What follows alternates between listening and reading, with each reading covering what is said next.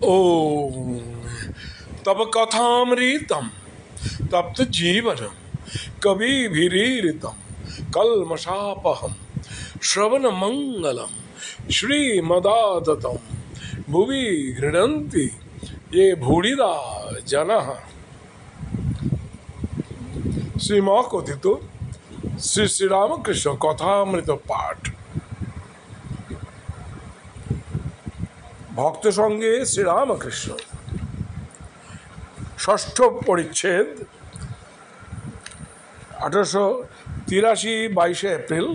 এই ষষ্ঠ পরিচ্ছেদ গতকাল আমরা কিছুটা পাঠ করেছিলাম, আজ তারপর থেকে পাঠ করব। একজন ব্রাহ্ম ভক্ত তিনি প্রশ্ন করছেন ঠাকুরকে, ব্রাহ্মভক্ত, তিনি যদি সব করাচ্ছেন তাহলে আমি পাপের জন্য দায়ী নই। ফ্রি উইল, রেসপন্সিবিলিটি, পাপের দায়িত্ব।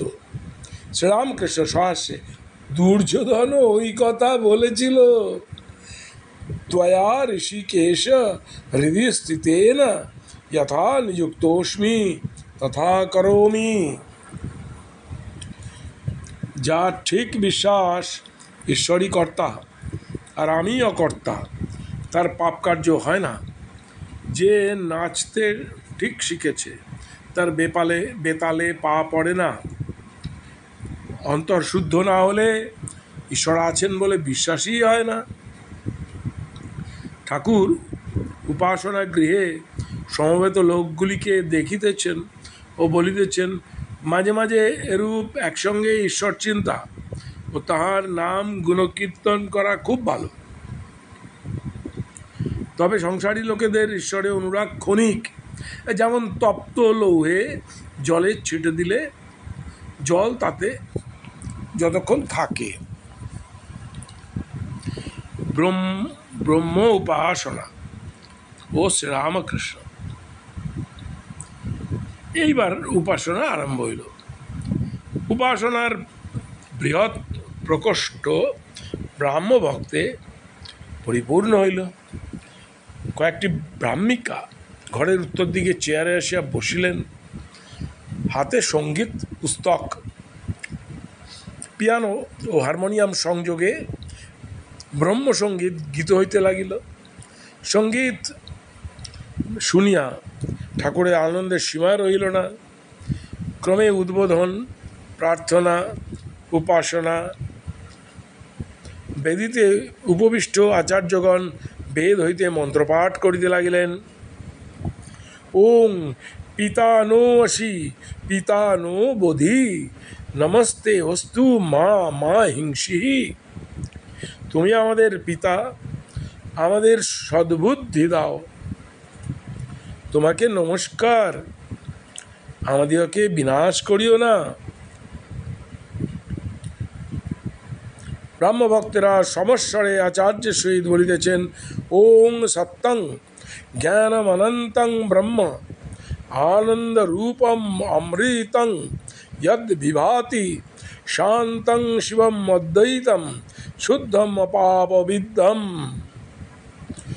এইবার আচার্যগণ স্তব করিতেছেন, ওং নমস্তে সতে তে জগৎকারণায় নমস্তে চিতে সর্বলোকাশ্রয়ায় ইত্যাদি স্তোত্র পাঠের পর আচার্যরা প্রার্থনা করিতেছেন, অসতো মা সদ্গময় তমসো মা জ্যোতির্গময় মৃত্যুর্মা অমৃতঙ্গময় আবিরাবির্ময়েধি রুদ্র ইয়ত্তে দক্ষিণং মুখং তেন মাং পাহি নিত্যম। স্তোত্রাদি পাঠ শুনিয়া ঠাকুর ভাবাবিষ্ট হইতেছেন। এইবার আচার্য প্রবন্ধ পাঠ করিতেছেন।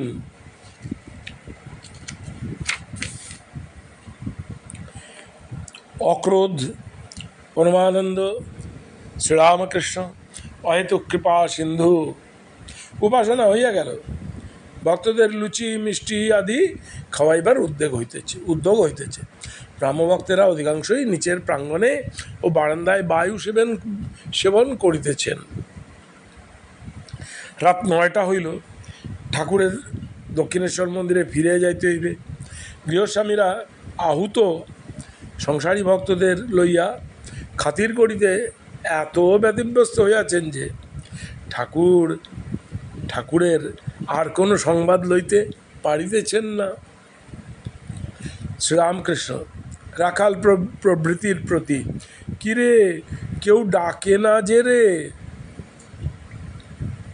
রাখাল সক্রোধে, মহাশয় চলে আসুন, দক্ষিণেশ্বরে যাই।